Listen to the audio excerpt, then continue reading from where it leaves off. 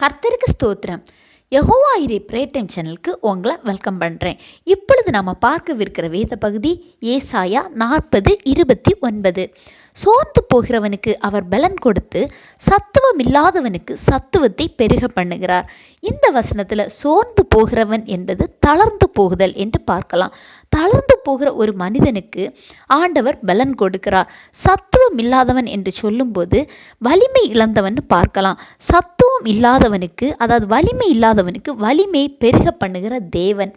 பிரியமானவர்களே, ஒரு மனிதன் எந்த ஏழ்மை நிலைமையில் இருக்கவனாக இருந்தாலும் சரி, அனைத்து வசதிகளோட நல்ல நிலைமையில் இருக்கிற ஒரு சூழ்நிலைகளாக இருந்தாலும் சரி, எல்லாருடைய வாழ்க்கையிலையும் அவங்க சூழ்நிலைகளுக்கு ஏற்ற சோர்வு, தளர்வு, வலிமை அற்ற நிலைமைகள் காணப்படுவது சகஜம்.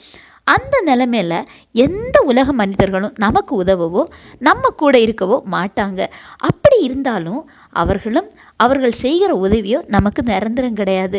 ஆனால் ஆண்டவர் வழியாக நாம் இதற்கான ஒரு மாற்றத்தை தேடும்போது அந்த ஆசீர்வாதமானது நிரந்தரம். நிறைய செய்திகள் கேட்டு ஆறுதல் அடைகிறோம். ஆனால் பிரச்சனைக்கான தீர்வு இல்லைன்னு நினைக்கிறீங்களா?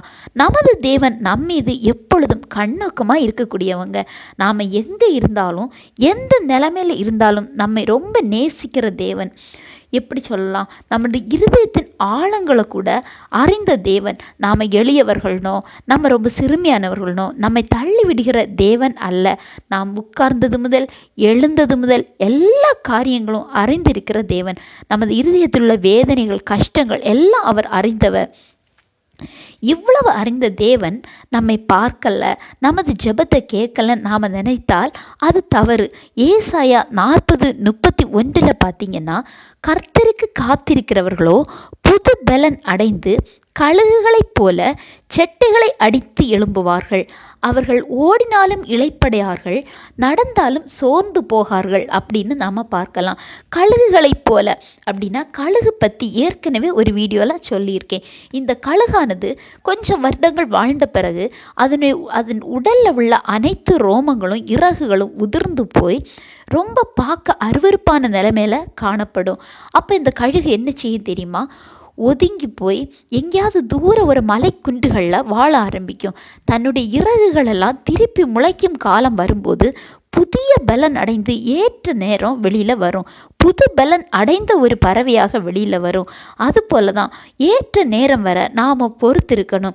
ஏற்ற நேரம் வரும் வரை நாம் காத்திருக்கும்போது அந்த நேரத்தில் ஆண்டவர் புதிய பலனை தருகிற தேவனாய் இருக்கிறார். அந்த டைமில் நீங்கள் இளைத்து போக மாட்டீங்க, சோர்ந்து போக மாட்டீங்க. 31 முதல் பகுதியில் பார்த்தீங்கன்னா, கர்த்தருக்கு காத்திருக்கிறவர்கள் பார்க்குறோம். கர்த்தருக்கு காத்திருங்க. எந்த பிரச்சனைகளையும் சோர்வுகளையும் ஜெபத்தோடு கர்த்தருக்காக காத்திருக்கீங்களா? புது பலன் தருகிற தேவன் உங்கள் கூட தான் இருக்காங்க. உங்கள் காத்திருக்குதல் ஒரு நாளும் வீண் போகாது. சோர்ந்து போக வேண்டாம், தளர்ந்தும் போக வேண்டாம். ஏற்ற நேரத்தில் உங்கள் பிரச்சனைகளுக்கு ஒரு வழி கிடைக்கும். காத்திருக்கும் காலம் என்பது ஆண்டவர் உங்களை வனைந்தெடுக்கிற காலம். உங்கள் காத்திருக்குதலின் காலம் அதிகமாக இருக்குன்னா உங்கள் ஆசீர்வாதமும் அதைவிட அதிகமாக இருக்கும். பார்த்துக்குங்க. ஏசாயா 41:10 நீங்கள் பார்த்தீங்கன்னா, இதோ பயப்படாதே, நான் உன்னுடனே இருக்கிறேன், திகையாதே, நான் உன் தேவன், நான் உன்னை பலப்படுத்தி உனக்கு சகாயம் பண்ணுவேன், என் நீதியின் வலது கரத்தினால் உன்னை தாங்குவேன் ஆண்டவர் சொல்கிறார். எந்த ஆறுதலும் இல்லைன்னா கூட இந்த ஒரு வசனம் போதும். ஆண்டவர் நம்மோடு பேசுகிற ஒரு நல்ல வசனம். எந்த நிலைமையில் இருந்தாலும் சரி, இந்த வசனத்தை வச்சு நீங்கள் ப்ரேயர் பண்ணுங்கள். இதை விட நமக்கு என்ன வேணும்? இந்த வசனத்தை சொல்லி ஜெபிக்கும்போது ஆண்டவர் கண்டிப்பாக புதிய வழிகளை உங்களுக்கு திறந்து தருவார். அதாவது நீ பயப்படாதேன்னு சொல்கிறாரு, உன் கூடவே இருக்கிறேன்னு சொல்கிறாரு, நான் உன் தேவன், உன்னை பலப்படுத்துவேன்னு சொல்கிறாரு, என் நீதியின் வலது கரத்தினால் உன்னை தாங்குவேன்னு சொல்கிறாரு. பிரியமானவர்களே, இந்த வசனத்தை வச்சு ப்ரேயர் பண்ணுங்க. உங்கள் வாழ்க்கையில் நிறைய மாற்றங்களை ஆண்டவர் கட்டளையிடுவார். ஆண்டவர் தாமே இந்த வசனங்கள் மூலம் உங்களை ஆசீர்வதிப்பாராக.